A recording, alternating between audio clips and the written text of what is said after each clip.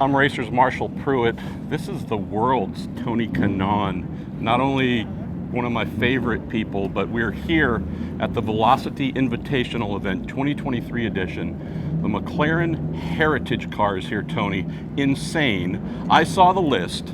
I saw that Ayrton Senna's 1991 7-race winning McLaren MP4 6 was here, and they had someone other than you listed to drive. So I texted Zach Brown and said, no, this is Tony's favorite car.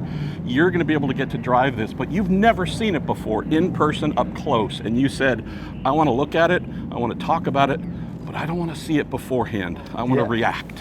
Yeah, I mean, obviously, pretty fortunate to be here. Pretty fortunate to have good friends in high places, but you know, thanks to McLaren, to Zach, to you. I mean, this is unbelievable. This track, I mean, the first time we raced here in IndyCar, I won the race. 2005. In 2005, so great memories. But you know, talk about this car.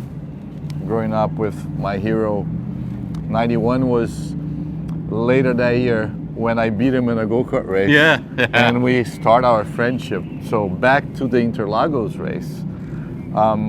We basically, I was watching the race from the wall that divided the go-kart track to the back stretch. Little Tony looking up over. And it was raining, it was awful, and we're there, I was like just so, anyway. I mean, I don't want to see it. It was the same thing when you talk about the Indy 500. I never stepped a foot at that track if I was not going to race. I told you. I mean, I got here a lot earlier, and I have not been in there, so. Let's go. Let's see, Tony. Whew. Well, there's a lot of history here, though. Look at this. I mean, remember that car? Yes. James Hunt, Emerson Fittipaldi, Alain Prost in both of these, Mika Hakkinen, Lewis Hamilton. Well, I can't help it. But most importantly, I can't take my eyes out of it. No, right here. This. What comes to mind, Tony? God, I can only imagine the emotions knowing that you and Senna. I mean, it doesn't even look real. I mean, it's something that I've never. You know, I'm being very fortunate in my career for many things, for many reasons, for what I built as friends in racing and the opportunities I got. But I think this one, I have to say, I don't want to take anything away from anything I've done in my entire career. But this probably, it's gonna be right there with my Indy 500 win. 2013 Indianapolis 500 winner, 2004 IndyCar champion. You've driven 1,000 horsepower kart beasts. You've driven all the most amazing things in the world.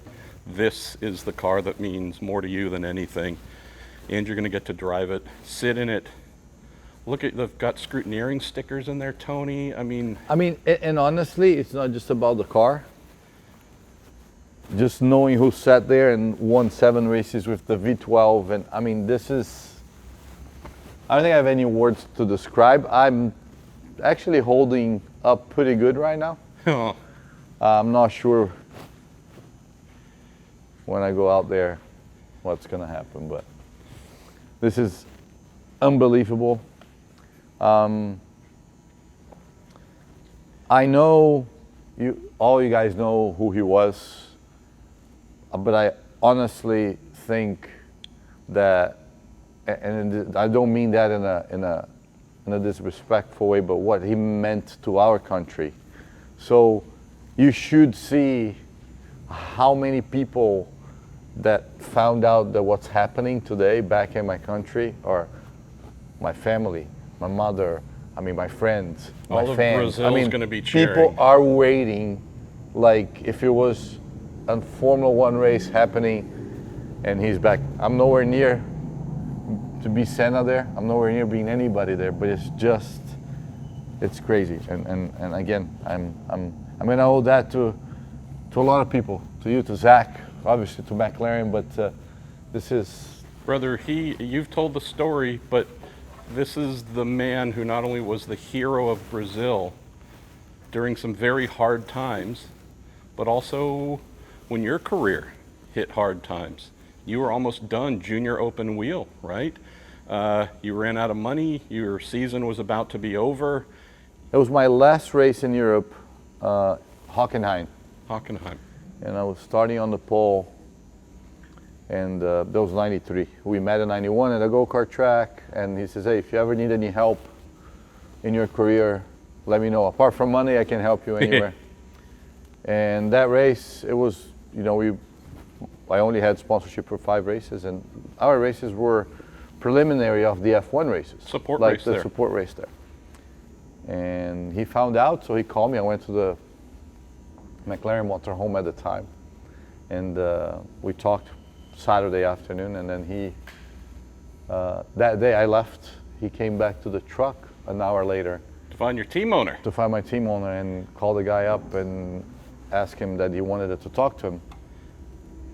Most And famous race car driver in the world, wanting to talk. Introduce himself like he needed it, and and said to the guy, if I were you, I would hire him full time because he's better than me.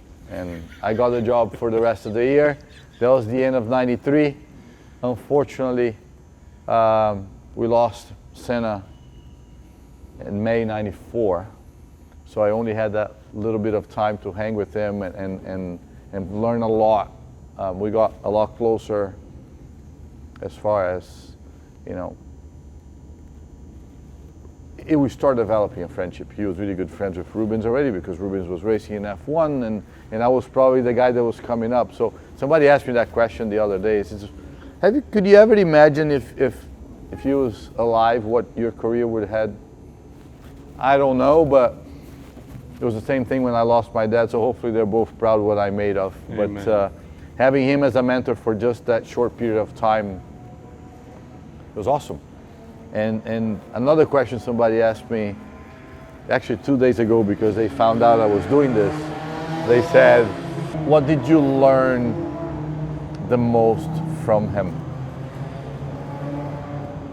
And what I'm gonna say, it might sound extremely harsh and aggressive as far as what it needs to be done to become who he was, which I don't think anybody will be.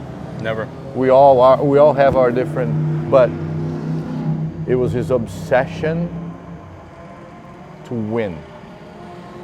And that actually, because we all know, we're all obsessed in some ways. We all love the sport. You dedicated your life to it. I dedicated my life to it. But truly, really, racing was always first. It didn't matter what. And I think that's something that I took it to heart, and I did that as well. So here we are. Let's just look at the lines, Tony. Is this not one of the most beautiful race cars? Forget Formula One. This is one of the most beautiful race cars ever made. These lines. It's not because I'm driving it. It was total coincidence